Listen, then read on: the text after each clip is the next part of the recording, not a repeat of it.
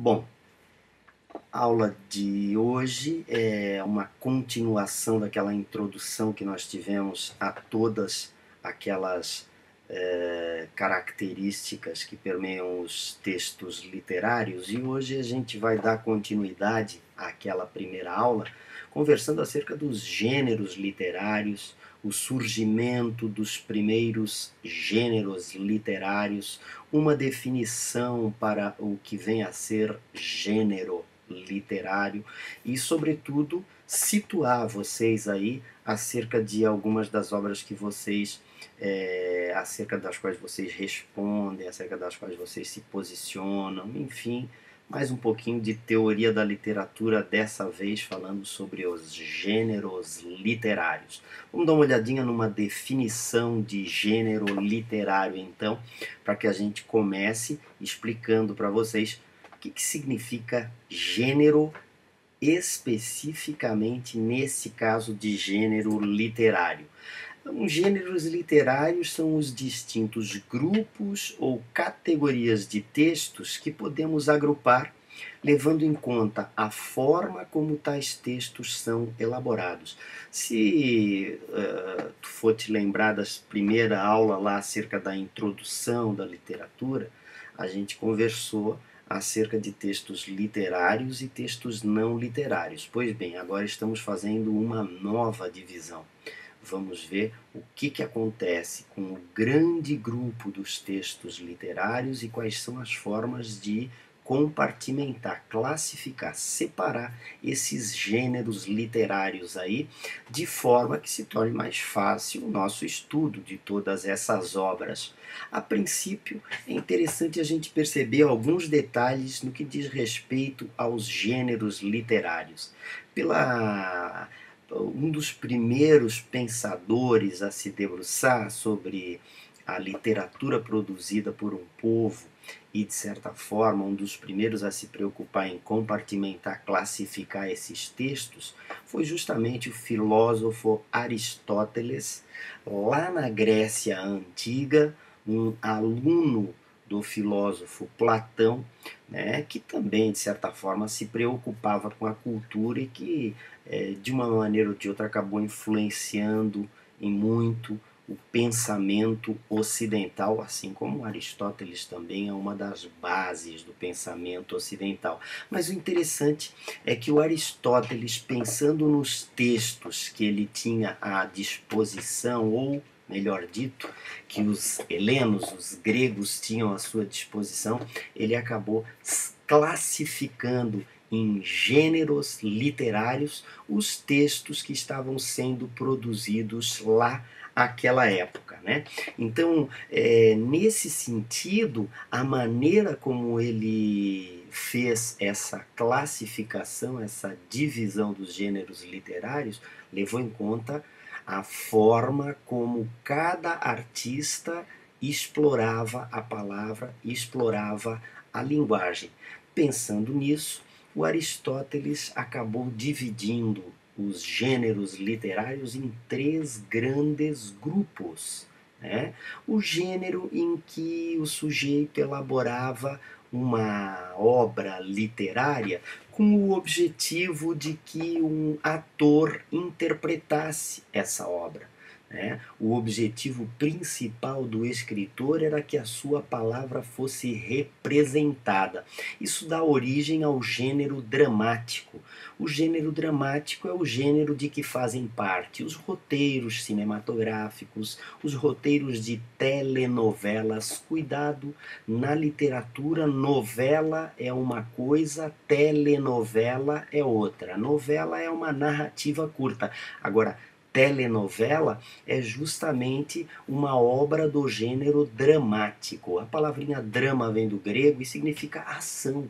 Então, essa palavra representada ali para o Aristóteles dá origem a um gênero, o gênero dramático. Num segundo momento, O Aristóteles também pensou em outras manifestações literárias muito comuns no tempo dele, né? Eram alguns artistas que elaboravam os seus textos com a preocupação de cantá-los, né? De declamá-los, né? Então se faziam acompanhar por um instrumento musical e saíam cantando aquelas suas obras. Esse tipo de texto dá origem a uma nova modalidade de gênero literário, o gênero lírico, né? A palavra cantada, muito mais a palavra declamada. De certa forma, esse gênero lírico aí, ele é o gênero através do qual se expressam os nossos cantores, né? As canções, as músicas que têm letras, e também, principalmente, os nossos poetas que fazem uso do gênero lírico quando se expressam. Então, a gente já tem aí uma divisão importantíssima para todos vocês se ligarem, né? O gênero dramático, drama, né? A ação, o diálogo, a obra que é feita para ser representada, encenada, e a obra lírica do gênero lírico, o poema, a letra da música e assim por diante, textos cuja preocupação maior do escritor é em explorar, expor, demonstrar o seu íntimo, os seus sentimentos mais profundos e assim por diante.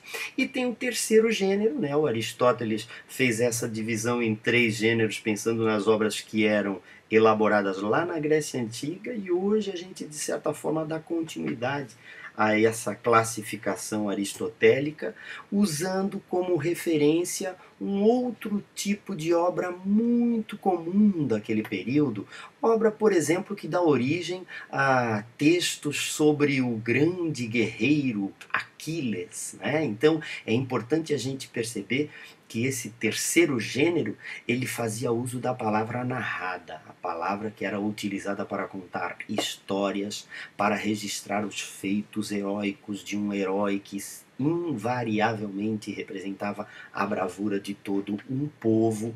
E esse gênero épico aí ele vai ser responsável inclusive pela celebração do heroísmo dos gregos. Depois apareceu o povo romano, e o povo romano também teve o seu grande poema épico da fundação chamado Eneida. Depois, lá no Renascimento, um poeta português chamado Luís Vaz de Camões vai escrever o seu poema épico sobre a bravura do povo português, os Lusíadas.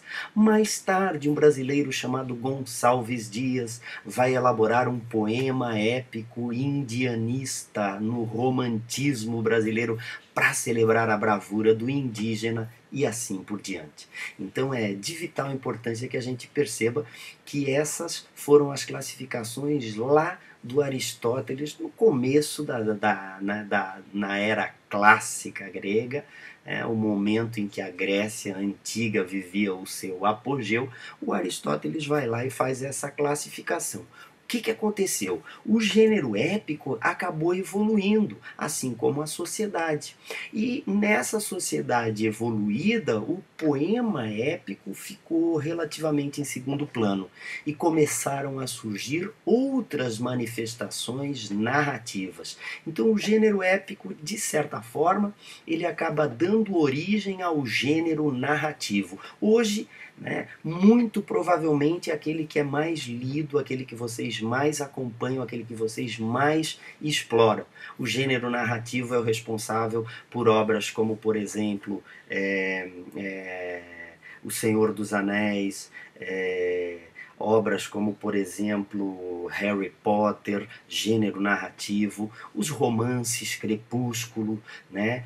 Os contos, né? Machado de Assis, grande contista, outros grandes contistas da literatura brasileira, Lima Barreto, Mário de Andrade, Carlos Drummond de Andrade, Guimarães Rosa e por aí afora, fazem uso do gênero narrativo, um certo desdobramento do gênero épico. Tá? tá certo?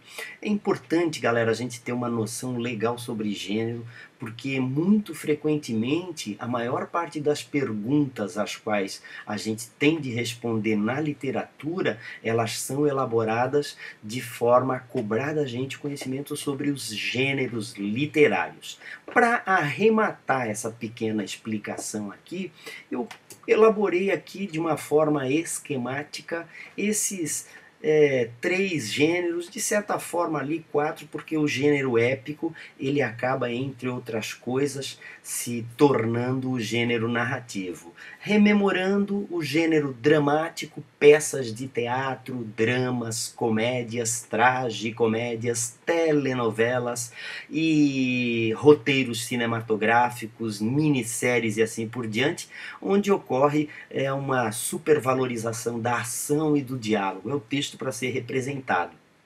Gênero lírico, letras de canções, poemas, né, em que os autores expressam as suas intimidades, seus sentimentos mais íntimos.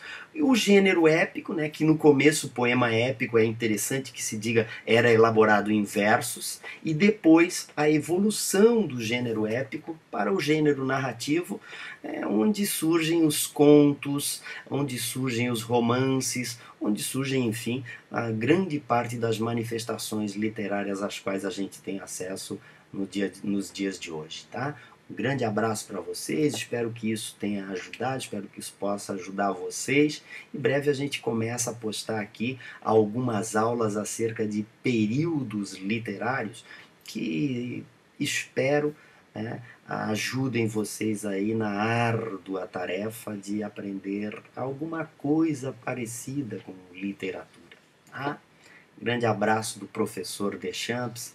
Se puder, inscreva-se no meu canal, fico agradecido e aguarde para breve aí mais alguns comentários sobre literatura, redação, produção textual, leitura, interpretação de textos e tudo mais. Grande abraço e até mais.